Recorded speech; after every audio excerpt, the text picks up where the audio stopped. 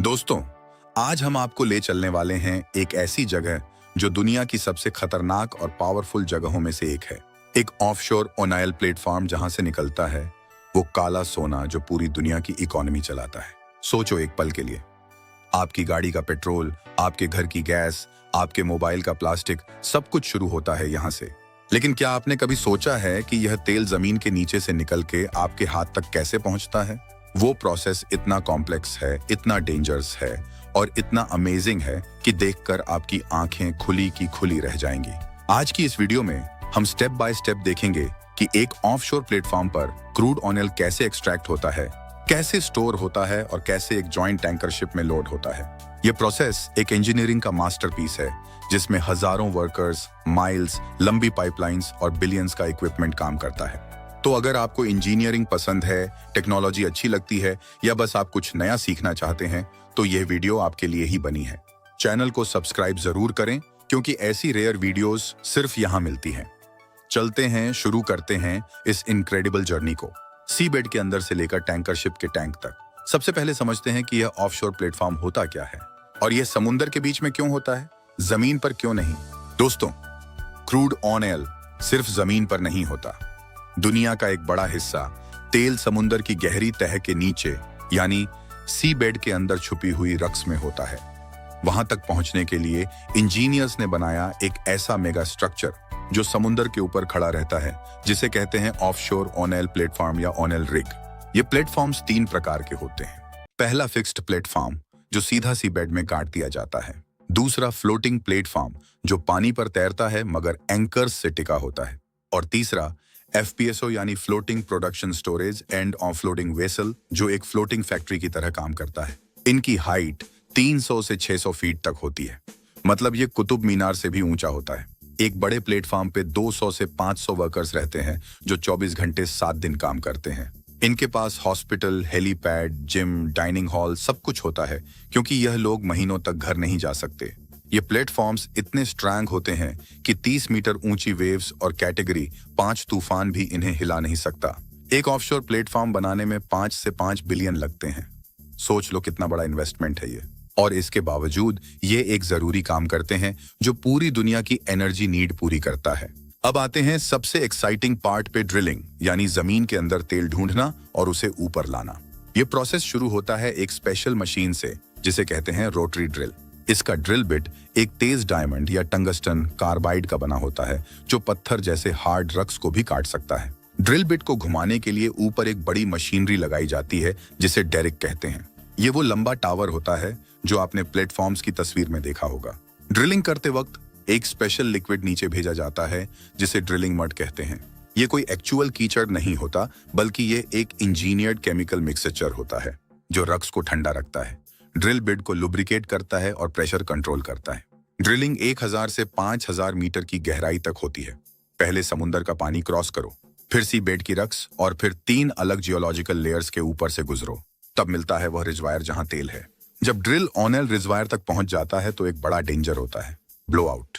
जब underground pressure इतना ज्यादा होता है कि तेल और गैस कंट्रोल के बाहर आ जाते हैं। इसे रोकने के लिए प्लेटफॉर्म्स पर लगता है BOP यानी ब्लो आउट प्रिवेंटर।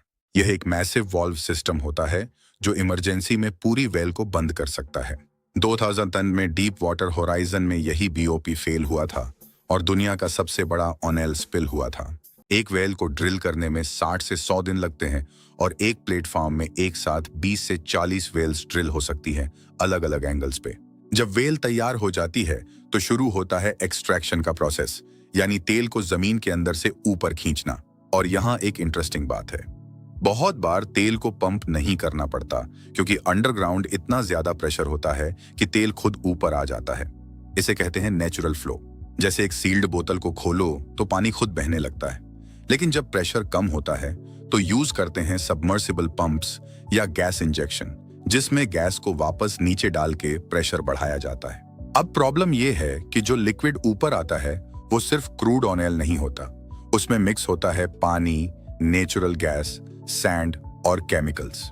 इसको सेपरेट करना पड़ता है और यहाँ काम आता है प्लेटफॉर्म का सबसे इंपॉर्टेंट मशीन, 3 फेज सेपरेटर। यह एक हॉरिजॉन्टल ड्रम जैसा होता है जिसमें ग्रेविटी और प्रेशर का यूज करके 3 चीजें अलग हो जाती हैं। सबसे नीचे पानी, बीच में क्रूड ऑयल और ऊपर गैस। गैस को या तो जला दिया जाता है, जिसे आपने गैस फ्लेयरिंग के रूप में देखा होगा, या पाइपलाइन से किसी और जगह भेजा जाता है। निकाला हुआ पानी ट्रीट करके समुद्र में छोड़ा जाता है या रिजेक्ट किया जाता है। क्रूड ऑयल आगे बढ़ता है फर्दर प्रोसेसिंग के लिए, जहां उसे फिल्टर करके, टेस्ट करके और टेम्परेचर कंट्रोल करके स्टोरेज टैंक्स में भेजा जाता है। एक मीडियम साइज प्लेटफॉर्म एक दिन में 500 से 2 lakh barrels crude oil produce कर सकता है। अब क्रूड ऑयल एक्सट्रैक्ट और सेपरेट हो गया। अब सवाल यह है कि इसे कहां रखा जाए जब तक टैंकर शिप आए। यहां काम आता है FPSO, floating production storage and on floating. ये एक शिप जैसी बड़ी वेसल होती है जो प्लेटफॉर्म के पास एंकर्ड रहती है और एक फ्लोटिंग वेयर हाउस की तरह काम करती है। इसका साइज होता है 250 से 330 मीटर, यानी 3 फुटबॉल फील्ड्स एक साथ, और स्टोरेज कैपेसिटी होती है 1 मिलियन से 2.5 मिलियन बैरल्स क्रूड ऑयल। अंदर टेम्परेचर कंट्रोल टैंक्स होते हैं, क्योंकि क्रूड ऑयल ठंडा होने पर थिक हो जाता है। हर टैंक पर सेंसर्स लगे होते हैं। ये सब डाटा सीधा कंट्रोल रूम में जाता है। एक और इंपॉर्टेंट सिस्टम है कस्टडी ट्रांसफर मीटरिंग, जो एग्जैक्टली मेजर करता है कि कितना ऑयल स्टोर है, क्योंकि एक बैरल भी गलत हुआ तो मिलियंस का नुकसान। अब ऑयल रेडी है, FPSO फुल हो रहा है। अब टाइम आ गया है टैंकर शिप के आने का। दोस्तों, अब वो मोमेंट आ गया है जिसका पूरा प्लेटफॉर्म इंतजार कर रहा था। दूर समुद्र में एक काला साया नजर आता है और धीरे धीरे वो जॉइंट टैंकर शिप प्लेटफॉर्म की तरफ बढ़ रहा होता है। ये कोई छोटी बोट नहीं, ये होता है VLCC, यानी very large crude carrier. 330 metre लंबा, 60 मीटर चौड़ा, मतलब एक छोटे मोहल्ले जितना बड़ा अकेला जहाज। टैंकर कैप्टन और प्लेटफॉर्म कंट्रोल रूम के बीच कास्ट एंड रेडियो कम्युनिकेशन होती है। स्पीड, डायरेक्शन, विंड, करंट सब कैलकुलेट होता है, क्योंकि एक जरा सी गलती और कैटास्ट्रोफिक एक्सप्लोजन। टैंकर को सही पोजीशन पर लाने के लिए आते हैं स्पेशलाइज्ड मरीन पायलट्स, जो सिर्फ यही एक काम करते हैं पूरी जिंदगी। फिर शुरू होता है मूरिंग। थिक स्टील रोप से टैंकर को FPSO से बांधा जाता है। एक एक रोप का वेट 100 किलोग्राम प्रति मीटर, ताकि वह बिल्कुल हिले नहीं। आखिर में टैंकर और FPSO के बीच कनेक्ट होती है एक बड़ी फ्लेक्सिबल पाइप कार्गो होस। यही वह मेन कनेक्शन है जिससे तेल एक वेसल से दूसरी में जाता है। इस पूरे डॉकिंग में 4 से 6 घंटे लगते हैं, क्योंकि समुंदर पर कोई मिस्टेक सेकंड चांस नहीं देती। अब आ गया है इस पूरी वीडियो का सबसे epic moment, crude oil loading. जब वह काला सोना FPSO के टैंक से निकलता है और टैंकर के अंदर जाता है। कंट्रोल रूम से सिग्नल जाता है और मैसिव पंप्स स्टार्ट होते हैं। 5000 हॉर्स पावर के पंप्स जो 1 घंटे में 500 बैरल्स यानी 80 लाख लीटर्स तेल एक वेसल से दूसरी में डाल देते हैं।